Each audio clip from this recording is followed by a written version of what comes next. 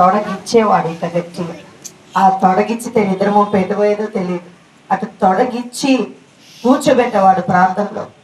ఇంకట్లే నన్ను చిన్నప్పటి నుంచి కూడా దేవుడు మా నాన్న అనేవాడు, నువ్వు సేవ చేయాలి, నువ్వు సేవ చేయాలి, నువ్వు దేవునికి సేవకు నేను నిన్ను సమర్పించిన సేవ చేయాలి అనేవాడు. అయితే నాకు ఊహ తెలిసినప్పటి నుంచి నేను ప్రార్థన చేసుకునేదాన్ని, ప్రభా నేను ఈ సేవ చేయాలి, నేను ఈ సేవ చేయాలని. ఎన్నోసార్లు కూడా నాన్న సంబంధాలు వచ్చినప్పుడు కూడా నాన్న అనేవాడు, నేను నీకు సేవకుడే వస్తాడు, నేను నీకు సేవ అదిగో గ్రేస్ మీ నేను నీ సేవకు సమర్పించిన సేవకుడే వస్తాడు అని నాన్న ప్రార్థన చేసేవాడు. అట్లే నన్ను చిన్నప్పుడు కూడా ఏమి పెట్టుకొని ఇచ్చేవాడు కాదు. పూలు పెట్టుకున్నా, గాజులు కానీ, దేవునికి నువ్వు సమర్పణ అంటే ఆయన నోట మాటని అట్లే దేవుడు ఆయనకు తెలియజేశాడు కాబట్టి ఆ సమర్పణ దేవుడు ఆ రీతిగా నడిపించాడు.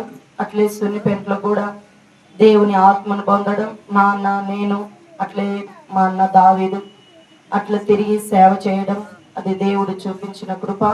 ఒకటి నిజంగా మా నాన్న చాలా ఎంతో నిజమైన సేవ చేశాడు. ఈ రోజులో చాలా మంది అనుకోవచ్చు, మేము కూడా అనుకోవచ్చు, ఎవరికి పడితే వాళ్ళకు రోడ్డు మీద పోయి తొలకు లేదా ముక్కు ముఖం తెలియని వాళ్ళకి ఇట్లా స్వార్థ చెప్తే వాళ్ళు ఏమంటారు, వాళ్ళు తిడతారు, వాళ్ళు తిడుతున్నారు, వాళ్ళకి చెప్పకుండా తెలివి లేకుండా బుద్ధి లేకుండా ఇట్లా చెప్తాడు అని అట్లా అనుకోవచ్చు. కానీ నాన్న మాత్రం నిజంగా అంటే దేవుడు అప్పగించిన పని నేను చెప్పాలి, ఈ సువార్త వాళ్ళకి చెప్పాలి అనేది చెప్పడము, ఎవరేమన్నా అనుకున్నా ముఖాన్ని చెప్పడము, వాళ్ళని ఇచ్చిపెట్టేవాడు కాదు, పాపాలు ఒప్పించేంత వరకు ఇచ్చిపెట్టేవాడు కాదు.